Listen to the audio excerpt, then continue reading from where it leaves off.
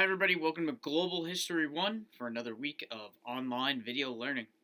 Today's topic is going to be the Ming Dynasty in China before the 1600s because that is something we need to know and understand.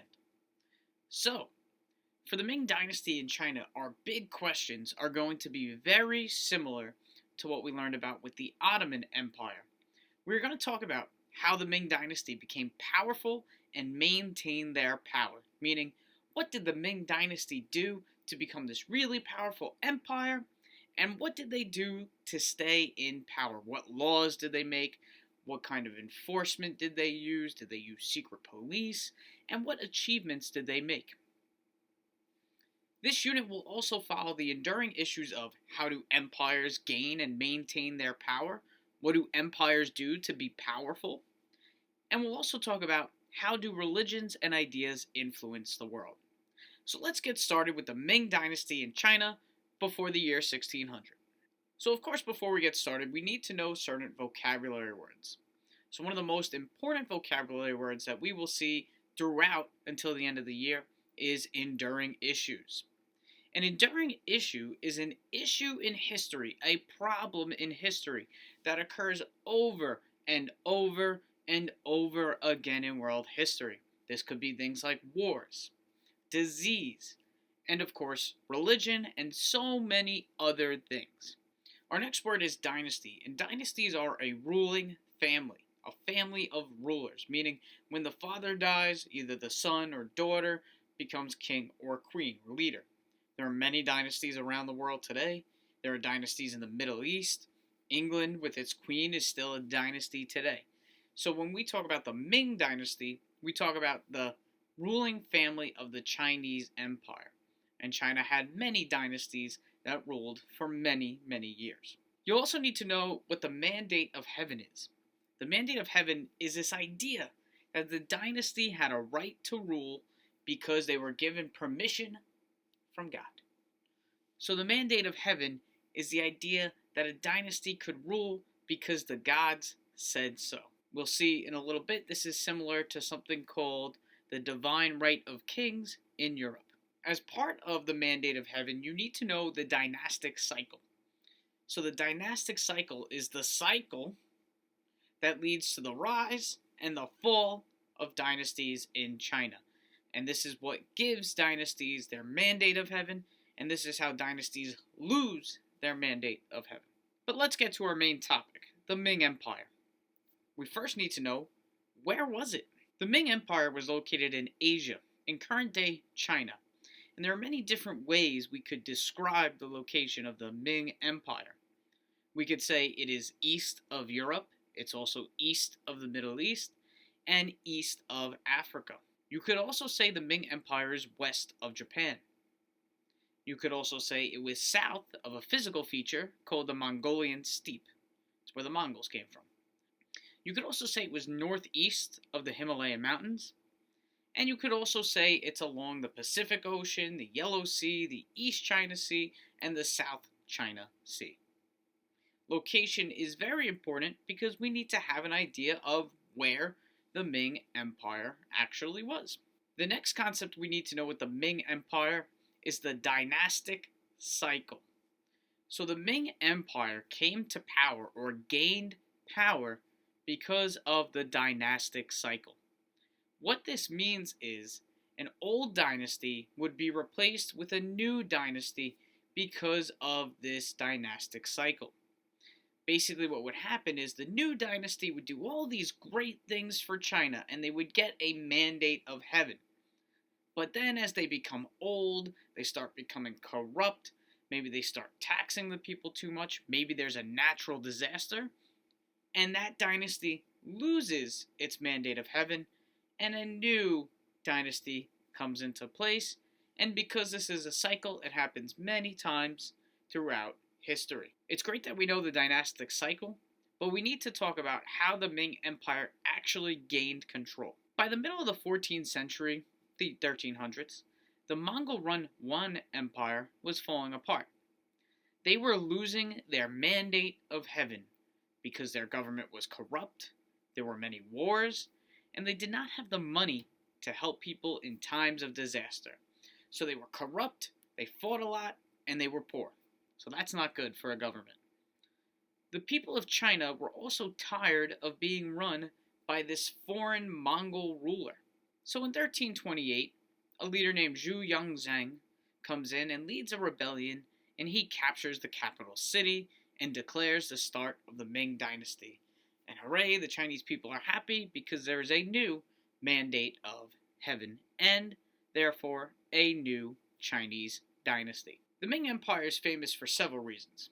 One of the first things the Ming Empire is famous for doing is making the Great Wall of China stronger. See, the Ming Empire created the Great Wall of China along its borders to protect itself from the invading Mongols. The Great Wall of China is just one example of how the Ming Empire strengthened or made their rule stronger. So there were three big tools, I guess you could say, the Ming Empire used to help stay in power. One was the Great Wall of China. Two, a secret police called the Jinni Wei. And three, the Ming Code. And we're going to talk about these three tools in a little more detail. First, let's talk about the Great Wall of China. The Great Wall of China actually existed for hundreds of years before the Ming Dynasty, but many sections of it were falling apart or weren't connected. So the Ming Dynasty made the Great Wall of China stronger. They built it along its borders, and it helped safeguard trading routes. Obviously, building this Great Wall of China also helped keep the invading Mongols out and prevented those Mongols who ran the Yuan Dynasty from coming back. And much of the Great Wall that we can see today, in fact, you cannot see it from space, but much of the Great Wall that we see today was in fact built during the Ming Dynasty. The Ming Dynasty also made the Great Wall strong with firearms, artillery, and lines of troops that would patrol the border. Another tool the Ming Empire used to strengthen their control was called the Jinni Wei. The Jinni Wei were the imperial secret police, meaning they were police that spied on your life and the life of everybody in the empire. They could arrest people, they could interrogate people, and they could punish whoever the emperor felt was a threat to their nation or country. The Jinni Wei also helped plan battles, and they gathered intelligence or spied on enemies for future battles. Like all good rulers, the Ming Empire also created the Ming Code. So the Ming Code was the code of law for the Ming Empire. The emperor made this law so that it could be understood by all. And in fact, the Ming Code treated slaves better than the Tang Dynasty had in the past, and it stressed Confucian values in law.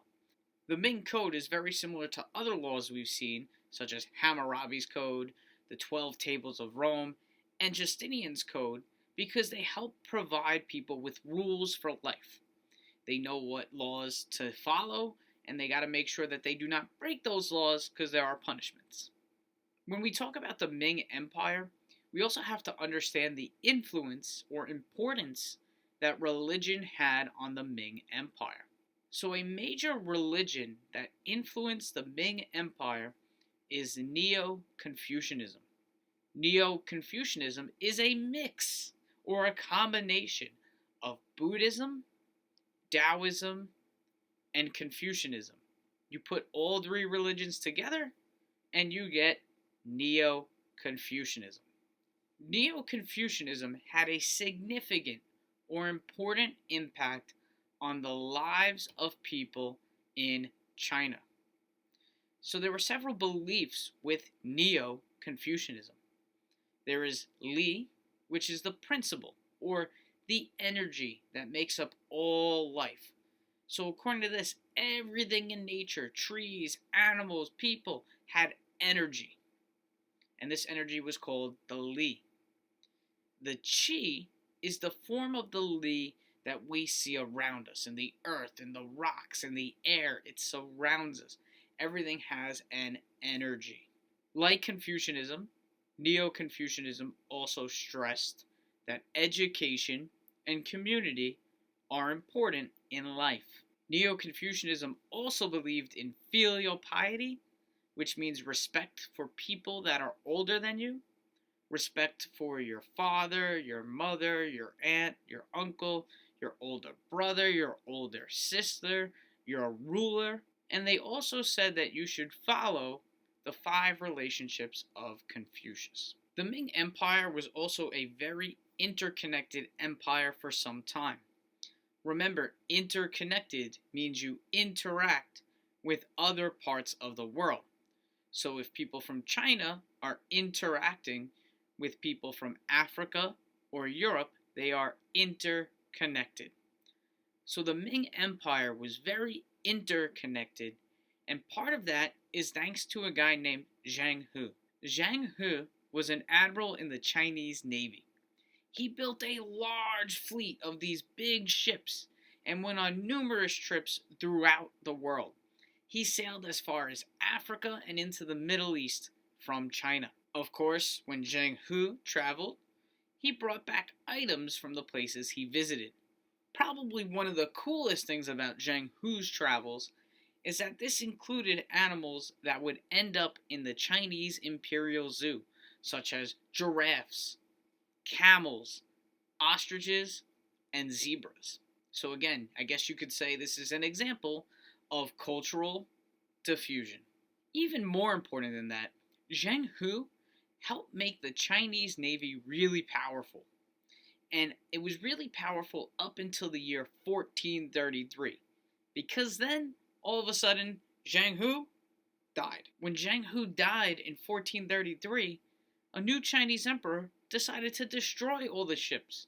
So this meant no more explorations for the Chinese, no more giraffes, no more camels, no more zebras. And this was only about 60 years before Columbus's explorations. And as you can see from this photo, Zhang He's ship was a lot better and a lot bigger than Columbus's ship that he took to the Americas. So who knows what Zhang He's ships could have discovered. Again though, the really important thing about Zhang He is this idea of interconnectedness. The fact is, Zhang He helped make the world a smaller place for a small amount of time. He traveled from China to India and to Africa and the Middle East and showed how powerful the Chinese Navy was and took back ideas from the Middle East and did bring them to China, including giraffes, zebras, camels, and ostriches. But our story of interconnectedness does not end there, because there is another group that becomes interested in China, and that is the Europeans. See, the Europeans became interested in China because guys like Marco Polo traveled to China and brought back stories of riches that were there. The Europeans also learned about the riches of China from traders in the Middle East who they interacted with a lot. So as Europeans hear about the riches of China, they become more interested in trading with them and taking them over. As we said, Europeans were interested in taking over China. Trading with China. They were taking them over. The Portuguese were the first European country to set up a trading post in China. And the Portuguese lived in a port city called Macau, and they traded from there. In fact, there are people that live in Macau that are Chinese that speak Portuguese because of cultural diffusion and interconnectedness. You can see street signs that are written in both Chinese and Portuguese in Macau, and you can in fact go to a Portuguese Catholic church in Macau. Again, cultural diffusion, interconnectedness. Trade didn't just come to China, but so did Christianity. Christianity was brought to China by people called missionaries. Missionaries are people, sometimes priests, sometimes not, who try to convert others to Christianity. The most famous of these priests are the Jesuits, led by Matteo Ricci. They started to convert many Chinese to Christianity, and they were very successful. However, in the 1700s, China starts to get tired of the Portuguese and other Europeans converting Chinese to Christianity, so they begin to put a stop on it, sometimes using violence.